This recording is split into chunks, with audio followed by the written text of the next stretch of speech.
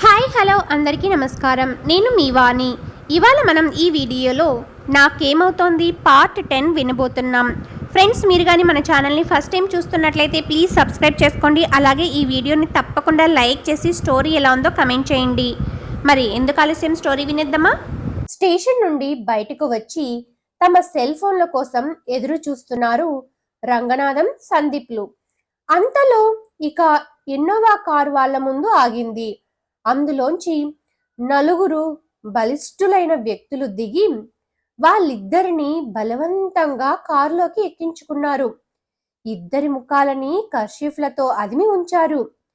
తీయటి వాసన వస్తూ ఉండగా ఆ ఇద్దరు స్పృహ కోల్పోయారు. రంగనాథానికి స్పృహ వచ్చేసరికి తనని ఒక గోడంలో బంధించినట్లు అర్థమైంది. అతన్ని ఒక కుర్చీలో కూర్చోబెట్టి చేతులు కాళ్ళు కట్టిపడేశారు. సందీప్ కోసం తల అటూ ఇటూ తిప్పి చూశాడు. అతను ఎక్కడా కనబడలేదు. ఎవరైనా ఉన్నారా అని గట్టిగా అరిచాడు. సమాధానం లేదు. నేను మాజీ మినిస్టర్కి బాగా కావలసిన వాడిని. నన్ను తక్కువ అంచనా వేయొద్దు. ఈ పాటికి నా కోసం మా వాళ్ళు వెతుకుతూ ఉంటారు అంటూ కేకలు పెట్టాడు రంగనాథం. మరో అరగంటకు ముఖానికి ముసుగు వేసుకున్న ఒక యువకుడు ఆ గోడౌన్లోకి వచ్చాడు. అతని వెనుకే నలుగురు అనుచరులు వచ్చి తిరిగి గోడౌన్ తలుపులు మూసివేశారు. అందరూ రంగనాథాన్ని సమీపించారు. ఎవరు మీరు? నన్ను ఎందుకు బంధించారు అంటూ కేకలు పెట్టాడు రంగనాథం. మన ట్రీట్మెంట్ ప్రారంభం కాకముందే గావు కేకలు పెడుతున్నాడు. వీడి నోట్లో గుడ్డలు కుక్కి అసలైన టార్చర్ అంటే ఏమిటో చూపించండి అన్నాడు ఆ యువకుడు. వెంటనే ఒక వ్యక్తి రంగనాథం నోట్లో గుడ్డలు కుక్కి నోటికి పెద్ద టేప్ అంటించాడు. మరో వ్యక్తి రంగనాథాన్ని కట్టి ఉన్న కుర్చీని బాగా వెనక్కి వాల్చాడు. మరో ఇద్దరు వ్యక్తులు అతని అరికాళ్ల మీద లాఠీలతో బలంగా కొట్టడం ప్రారంభించారు. ఆ దెబ్బలను ఓర్చుకుంటూనే వేగంగా ఆలోచించాడు రంగనాథం. వీళ్ళు ఖచ్చితంగా మఫ్టీలో ఉన్న పోలీసులే, కానీ రికార్డుల్లో తనను వదిలిపెట్టేసినట్లు రాసుకొని ఉంటారు. వీళ్ళు ఏం చేసినా తనకు దిక్కులేదు. సందీప్ పక్కన లేడు అంటే అతన్ని వేరే చోట ఇలాగే టార్చర్ పెడుతూ ఉంటారు. ఇక రిసార్ట్ వాచ్మెన్ ఇతర సిబ్బందిని స్టేషన్లోనే చిత్రహింసలు పెడుతూ ఉంటారు. తను దెబ్బలకు ఓర్చుకున్నా వీళ్ళలో ఎవరో ఒకరు విషయం బయట పెట్టేస్తారు. అదేదో తనే చెబితే ఈ దెబ్బలన్నా తగ్గుతాయి అనుకున్నాడు. కానీ ఎలా చెప్పడం? చేతులు కాళ్ళు కట్టేసి ఉన్నారు. నోటికి ప్లాస్టర్ వేసి ఉన్నారు. తలను అటూ ఇటూ ఊపుతూ రెప్పల్ని ఆర్పుతూ కొట్టడం ఆపమని సైగ చేయడానికి ప్రయత్నించాడు. అంతలోనే అతనికి స్పృహ తప్పింది. తరువాత ఆ యువకుడు ఆ గోడాన్లోనే మరో మూల కట్టిపడేసి ఉన్న రిసార్ట్ మేనేజర్ సందీప్ దగ్గరకు వెళ్ళాడు. అతని అనుచరులు అతని వెంటే వెళ్లారు. తన దగ్గరకు వస్తున్న వాళ్ళను చూసి సందీప్ భయపడ్డాడు. ఆ యువకుడు సందీప్తో మా దెబ్బలు తట్టుకోలేక ఆ రంగనాథం స్పృహ తప్పి పడిపోయాడు. అతను లేచాక మరో విడత దెబ్బలు తినే ఓపిక అతనికి ఉండదు. నిజాన్ని బయట పెడతాడు. రంగనాథాన్ని కొట్టిన దెబ్బలే నిన్ను కొడితే నువ్వు చచ్చిపోతావు. ఏదో ఒక స్టేజ్లో నిజం చెప్పేస్తావు. అదేదో ముందుగా చెబితే మా దెబ్బలైనా తప్పించుకుంటావు. కాబట్టి నిజం చెప్పు అన్నాడు. ఎవరు మీరు? పోలీసులా? భయపడుతూనే అడిగాడు సందీప్. స్టేషన్ నుంచి నిన్ను బయటకు పంపేశారు కదా, అక్కడితో వాళ్ళ బాధ్యత ముగిసింది. ఇక మేము ఎవరిమై ఉంటామో నువ్వే ఊహించుకో. నిన్ను దోచుకోవడానికి వచ్చిన బందిపోటు దొంగలమైతే కాదు అని చెప్పాడు ఆ యువకుడు. వీళ్ళు మఫ్టీలో ఉన్న పోలీసులేనని అర్థమైంది సందీప్కి. మాకు మాజీ మినిస్టర్ కనకారావు సపోర్ట్ ఉంది. మీరు మీ చట్ట ప్రకారం విచారించుకోండి. ఆధారాలు దొరికితే కోర్టులో కేసు పెట్టండి. అంతేగాని ఇలాంటి పనులు చేస్తే మేము ఊరుకోము అన్నాడు సందీప్. అంతే. ఇద్దరు వ్యక్తులు అతని మీదకు దూకి పిడికిళ్ళు బిగించి కొట్టనారంభించారు. ఆ దెబ్బలకు అతని నోట్లో నుంచి శబ్దం కూడా బయటికి రాలేదు. ఒక 5 నిమిషాలు అలానే కొట్టి విరామం తీసుకున్నారు వాళ్ళు. సందీప్ గొంతు పెగిలించుకొని నన్ను కొట్టకండి, నాకు తెలిసిన విషయాలన్నీ చెబుతాను అన్నాడు. విషయాన్ని ఎలా మొదలు పెట్టాలా అని కాసేపు మనసులోనే ఆలోచించుకుంది ప్రమీల. తరువాత గొంతు సవరించుకొని చెప్పడం ప్రారంభించింది. ఇది దాదాపు 4 ఏళ్ల క్రితం జరిగిన సంఘటన. అప్పటికి ప్రియా చదువు పూర్తి కాలేదు. తను హైదరాబాద్లో చదువుతోంది. మేము విజయవాడలో ఉంటున్నాము. తన క్లాస్మేట్స్తో వైజాగ్ టూర్ వెళ్తానని మాకు చెప్పింది ప్రియా. మేము ఒప్పుకున్నాం. వైజాగ్లో నా సొంత తమ్ముడు అంటే ప్రియకు మేనమామ ఉన్నాడు. అంచేత ప్రియను బయట హోటల్ రూమ్స్లో ఉండవద్దని, ఎక్కడెక్కడ తిరిగినా రాత్రి అయ్యేసరికి మా తమ్ముడి ఇంటికి చేరుకోమని చెప్పాను. ప్రియ మొదట ఒప్పుకోకపోయినా వాళ్ళ నాన్నగారు కూడా అదే మాట చెప్పడంతో సరేనంది. మా తమ్ముడు స్టేషన్కి వచ్చి ప్రియను ఆమె స్నేహితురాలను రిసీవ్ చేసుకున్నాడు. ముందుగా అందరినీ తన ఇంటికి తీసుకుని వెళ్ళాడు. వాళ్ళు రిఫ్రెష్ అయ్యాక ఇంట్లోనే అందరికీ టిఫిన్ ఏర్పాటు చేశాడు. తరువాత తనే స్వయంగా తన కారులో వాళ్ళు బుక్ చేసుకున్న హోటల్ దగ్గర వదిలాడు. కొంత సమయమైనా తమతో గడిపినట్లు ఉంటుందని ప్రియను రాత్రికి ఖచ్చితంగా తమ ఇంటికి రమ్మన్నాడు. ఆ రోజు రాత్రి 9 గంటలకల్లా మా తమ్ముడి ఇంటికి చేరుకుంది ప్రియ. ఇంట్లో మా తమ్ముడు, అతని భార్య ఉన్నారు. అందరూ కలిసి సరదాగా కబుర్లు చెప్పుకుంటూ భోజనం చేశారు. వాళ్ళ అబ్బాయి బెంగళూరులో ఇంజనీరింగ్ చదువుతున్నాడు. భోజనాలయ్యాక ఆ అబ్బాయి వీడియో కాల్ చేయడంతో మా తమ్ముడు అతనికి ప్రియను పరిచయం చేశాడు. ప్రియ అతనితో బాగా మాట్లాడింది. తన పక్క రోజు వైజాగ్ వస్తున్నట్లు అతను చెప్పాడు. ఆ రోజు రాత్రి ప్రియను తమ 2వ బెడ్రూంలో పడుకోమన్నారు. తన భార్యను తోడుగా ఉంచుతానని మా తమ్ముడు చెప్పాడు. కానీ ప్రియ కొత్త వ్యక్తులు పక్కనే ఉంటే తనకు నిద్ర పట్టదని, ఒంటరిగానే పడుకుంటానని చెప్పింది. ఆ రోజు ఎటువంటి ఇబ్బంది లేకుండా గడిచింది. మరుసటి రోజు కూడా అలాగే విడిగా పడుకుంది ప్రియ. ఆ రోజు రాత్రి 1 గంటప్పుడు మా తమ్ముడు నాకు ఫోన్ చేశాడు. తనకు ఆ సమయంలో ఎందుకో మెలకువ వచ్చిందని లేచి చూస్తే ఇంటి తలుపులు బార్లా తెరిచి ఉన్నాయని చెప్పాడు. అనుమానం వచ్చి ప్రియ గది దగ్గరికి వెళ్ళాడట. ఆ గది తలుపులు కూడా తెరిచి ఉన్నాయట. అతను లోపలికి వెళ్లి చూస్తే ప్రియ అక్కడ లేదట. వాడు చెప్పిన మాటలు వినగానే నా గుండె ఆగినంత పని అయింది. వెంటనే నా భర్తను నిద్రలేపాను. విషయం ఆయనకు క్లుప్తంగా చెప్పాను. వెంటనే ఆయన మా తమ్ముడికి కాల్ చేసి ఏం జరిగిందని అడిగాడు. నాకు చెప్పిన విషయాలే అతను ఆయనకి కూడా చెప్పాడు. ప్రియకు కాల్ చేస్తే లిఫ్ట్ చేయడం లేదని చెప్పాడు. తను వెంటనే ప్రియ స్నేహితురాళ్ళ దిగిన హోటల్ దగ్గరకు వెళ్ళి ప్రియ అక్కడికి వచ్చిందేమో కనుక్కుంటానని చెప్పాడు మా తమ్ముడు. సరేనని ఫోన్ పెట్టేశాను. తరువాత మా వారు ప్రియ కోసం చాలాసార్లు కాల్ చేశారు. స్విచ్ ఆఫ్ చేసినట్లుగా వస్తుంది. ఏం చేయాలో పాలుపోలేదు మా ఇద్దరికి. హఠాత్తుగా నాకు ఒక విషయం గుర్తుకు వచ్చింది. వీళ్ళు టూర్కి బయలుదేరడానికి ముందు రోజు ప్రియ స్నేహితురాలు తన కోసం చాలాసార్లు కాల్ చేసిందట. కానీ ప్రియ లిఫ్ట్ చేయకపోవడంతో నా సెల్కి కాల్ చేసింది. తన దగ్గర నా నంబర్ ఉందట. టూర్ ప్రోగ్రాం గురించి మాట్లాడడానికి కాల్ చేసిందట. నేను ప్రియ గదిలోకి వెళ్ళి చూస్తే తను నిద్రపోతోంది. తనను లేపి ఫోన్ ఇచ్చి మాట్లాడమన్నాను. ఈ విషయం గుర్తుకు రావడంతో వెంటనే మా వారికి చెప్పాను.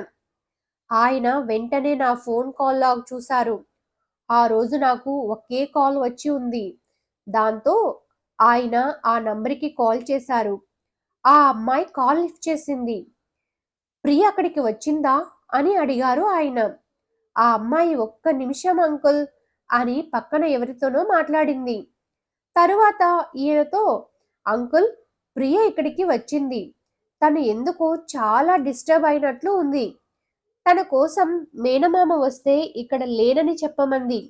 అక్కడ ఏదైనా ప్రాబ్లం వచ్చిందా అని అడిగితే ఏమీ లేదని, తన మానసిక స్థితి సరిగా లేదని తెల్లవారకు మాట్లాడతానని చెప్పి పడుకుంది.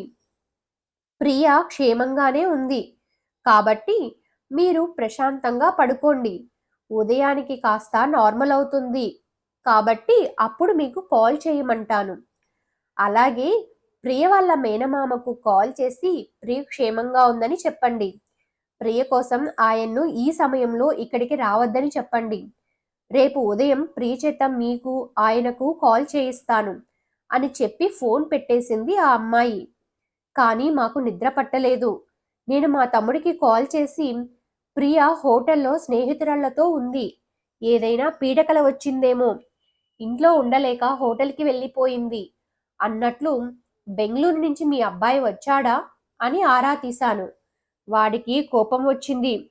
నా కొడుకు తప్పుగా ప్రవర్తించాడని నీ అనుమానమా? వాడు రేపు ఉదయానికి గాని ఇక్కడికి రాలేడు. అయినా అర్ధరాత్రి పూట ఇంటి తలుపులు బార్లా తెరిచి వెళ్ళిపోయింది నీ కూతురు అని కోపంగా చెప్పి ఫోన్ పెట్టేశాడు. తొందరపడి మాట తూలానేనేమో అనిపించింది ఒక క్షణం. కానీ అలాంటిదేమీ లేకపోతే ప్రియ అంత రాత్రప్పుడు అక్కడి నుంచి ఎందుకు వెళ్ళిపోయింది అనుకున్నాను. ఆ రాత్రంతా మేమిద్దరం మెలకువగానే ఉన్నాము. ఉదయం 7 గంటలకు ప్రియశైల్ నుండి కాల్ వచ్చింది. ఏం జరిగిందని ఆదుర్దాగా అడిగాను. అటువైపు నుంచి సమాధానం రాలేదు. ప్రియా, ఏమైంది చెప్పమ్మా, దుఃఖాన్ని ఆపుకుంటూ అడిగాను. కొంతసేపటికి ప్రియ గొంతు పెగిల్చుకొని ఇలా చెప్పింది. అమ్మా, ఈ విషయం ఎవ్వరికీ చెప్పొద్దు. రాత్రి 12 గంటల సమయంలో ఎవరో నా మీదకు వచ్చినట్లు అనిపించింది. నేను పడుకునేటప్పుడు లైట్ ఉంచుకునే పడుకుంటాను. ఆ వ్యక్తి లైట్ ఆర్పేసినట్లు అర్థమైంది. ఒంట్లోని శక్తినంతా కూడగట్టుకొని అతన్ని విసురుగా నెట్టాను. అతను బెడ్ మీద నుండి కింద పడ్డాడు. దిండు కింద ఉంచిన నా మొబైల్ని తీసుకున్నాను. మొబైల్ స్క్రీన్ తాలూకు వెలుతురు రావడంతో అతన్ని చూడడానికి ప్రయత్నించాను. అప్పటికే అతను నా గది దాటి వెళ్ళిపోయాడు. నేను రూమ్లో లైట్ వెలిగించి బయటకు వస్తూ ఉండగానే ముందుగా మెయిన్ డోర్ తెరిచిన శబ్దం, మరికొద్దిసేపటికి మామయ్య ఉన్న గది తలుపు మూసిన శబ్దం వినిపించాయి. హాల్లో లైట్ వెలిగించాను. బయటకు వెళ్ళడానికి ధైర్యం చాలలేదు. మెయిన్ డోర్ మూసి గడియ పెట్టాను. ఏం చేయాలో అర్థం కాలేదు. పడుకునేటప్పుడు ఎవరైనా మెయిన్ డోర్ గడియ పెట్టే పడుకుంటారు కదా, మరి బయట వాళ్ళు లోపలికి ఎలా వస్తారు? ఒకవేళ ముందే వచ్చి ఇంట్లో దాక్కుని ఉన్నారా? ఎంత ఆలోచించినా సమాధానం నా ఊహకు అందలేదు. మెయిన్ డోర్ శబ్దం వినిపించిన కొద్దిసేపటికి మామయ్య గది తలుపు శబ్దం కూడా వినిపించింది. అంటే ఒకవేళ మామయ్యే నా గదిలోకి వచ్చాడా? అనుమానం బయటి వాళ్ళ మీదకి వెళ్ళడానికి మెయిన్ డోర్ తెరిచి తిరిగి తన గదిలోకి వెళ్ళాడా? ఆలోచించే కొద్దీ మామయ్య మీదే నాకు అనుమానం కలుగుతోంది. మంచి చెడ్డల విషయం పక్కన పెడితే అతను అంత తెలివి తక్కువగా ప్రవర్తిస్తాడా? తను దొరికిపోతానని అతనికి తెలియదా? ఏమో, కామంతో కళ్ళు మూసుకుపోయిన వాళ్ళకి విచక్షణ జ్ఞానం ఉండదు. తాము తప్పు చేస్తున్నామని గాని, దొరికిపోతే తమకు శిక్ష తప్పదని గాని ఏ విషయం ఆ సమయంలో వాళ్లకు గుర్తుకు రాదు. వస్తే ఇన్ని నేరాలు ఘోరాలు జరగవు కదా. మామయ్య వాళ్ళు ఉన్న గదిలోకి వెళ్ళి చూస్తే ఆయన ముఖంలో ఆందోళన నేను పసిగట్టగలను కదా. ఆయన నిద్ర నటిస్తున్నా నాకు తెలిసిపోతుంది కదా. ఆ ఆలోచన వచ్చిందే తడవుగా వాళ్ళ గది దగ్గరకు వెళ్ళాను. నెమ్మదిగా తలుపు తెరిచాను.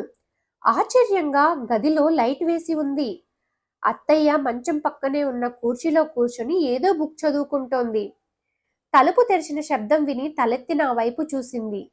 ఇంకా నిద్రపోలేదా ప్రియా అని అడిగింది. నిద్రపోయాను అంటే ఏదో శబ్దమైనట్లు వినిపిస్తే మెలకువ వచ్చింది. ఏమిటో కనుక్కుందామని ఇక్కడికి మీ గదిలోకి వచ్చాను. ఇంతకీ మీరు నిద్రపోలేదా అని అడిగాను. లేదమ్మా, నిద్ర పట్టలేదు, అందుకని ఇదిగో ఈ నవల చదువుకుంటూ మేలుకొని ఉన్నాను అని చెప్పింది అత్తయ్య. అంటే నా ఊహ తప్పన్నమాట. మరి నాకెందుకు అలా అనిపించింది? ఒకవేళ నా గదిలోకి వచ్చింది మరెవరో వ్యక్తి అయి ఉండవచ్చు. లేదా అంతా నా భ్రమేనా? నేను ఆలోచిస్తూ ఉండగానే మామయ్య నిద్రలేచాడు. గదిలో నన్ను చూసి ఆశ్చర్యపోయాడు. ఇదేమిటి ప్రియా ఇక్కడికి వచ్చింది అన్నాడు. ఏదో తలుపు తీసిన శబ్దం వచ్చినట్లు వినిపించి మెలకువ వచ్చిందంట చెప్పింది అత్తయ్య. మామయ్య నా వంక తిరిగి అవునా, ఏం శబ్దం వినిపించింది అని అడిగాడు. ఎవరో నా గదిలోకి వచ్చినట్లు అనిపించింది. బయటకి వచ్చి చూస్తే మెయిన్ డోర్ తెరిచి ఉంది. ఆ డోర్ మూసి గడియ పెట్టి మీకు చెబుదామని వచ్చాను అన్నాను. నా మాట విని తోడుగా మీ అత్తయ్యను పడుకోబెట్టుకో. దయ్యాలు కూడా మీ జోలికి రావు అన్నాడాయన. వద్దులేండి. అమ్మాయికి కొత్త వాళ్ళతో ఇబ్బందని చెప్పిందిగా. ఒక పని చేయండి. హాల్లో ఈజీ చైర్‌లో కూర్చొని నిద్రపోవడం మీకు అలవాటుగా. ఈ రోజుకి అలా పడుకోండి. అమ్మాయి ఉన్న బెడ్‌రూమ్ హాల్‌ని ఆనుకునే ఉందిగా. అవసరమైతే మీరు అందుబాటులో ఉంటారు అంది అత్తయ్య. ఆవిడ అలా అన్నదే తడవుగా మామయ్య హాల్లోకి వెళ్ళి ఈజీ చైర్‌లో కూర్చున్నారు. నేను నా గదిలోకి వెళ్తూ ఉండగా, ప్రియా, నీకేవో పీడకలలు వచ్చినట్లున్నాయి. ఎందుకైనా మంచిది తలుపు గడియ పెట్టుకో. అవసరమైతే నేను వచ్చి చూస్తాను అన్నట్లు మా ఇంటి బయట హాల్లో సీసీ కెమెరాలు ఉన్నాయి. ఎవరైనా వచ్చి ఉంటే తెలిసిపోతుంది. అయితే దాన్ని ఎలా చూడాలో నాకు తెలీదు. రేపు ఉదయం అబ్బాయి వచ్చాక చూడమంటాను అన్నాడాయన. చేసేదేమీ లేక గదిలోకి వెళ్ళి తలుపు దగ్గరకు వేసి పడుకున్నాను. కానీ నిద్ర పడితేగా. మరో అరగంటకు హాల్లో ఏవో శబ్దాలు వినిపించాయి. ధైర్యం చేసి కొద్దిగా డోర్ తెరిచి చూశాను. ఆయన అటువైపు తిరిగి సీసీ కెమెరా హార్డ్ డిస్క్ ని బయటకు తీయడానికి ప్రయత్నిస్తున్నాడు. చెప్పడం ఆపింది ప్రియ. ప్రియా, ఆపేశావేం? తర్వాత ఏమైంది? మాట్లాడు ఆదుర్దాగా అన్నాను నేను. కొద్ది క్షణాల తర్వాత నా స్నేహితురాలు ఫోన్ తీసుకొని, ప్రియ ఎందుకో వణికిపోతోంది. తను టిఫిన్ తిని కాఫీ తాగాక కాల్ చేస్తాను అని ఫోన్ పెట్టేసింది. చెప్పడం ఆపింది ప్రమీల. ఆమెకు కూడా ఒళ్ళంతా చెమటలు పట్టాయి. ప్రవళిక ఆమె దగ్గరకు వెళ్ళి, కూల్ ఆంటీ, కాసేపు రిలాక్స్ కండి అంటూ ఆమె చేత మంచినీళ్లు తాగించింది. ఒక కానిస్టేబుల్ ఫ్లాస్క్లో ఉన్న టీవీని ఆమెకు ఇచ్చాడు. Thanks for watching friends. Next ఎపిసోడ్ని త్వరగా మన ఛానల్లో అప్లోడ్ చేస్తాను. ఈ వీడియోని తప్పకుండా లైక్ చేసి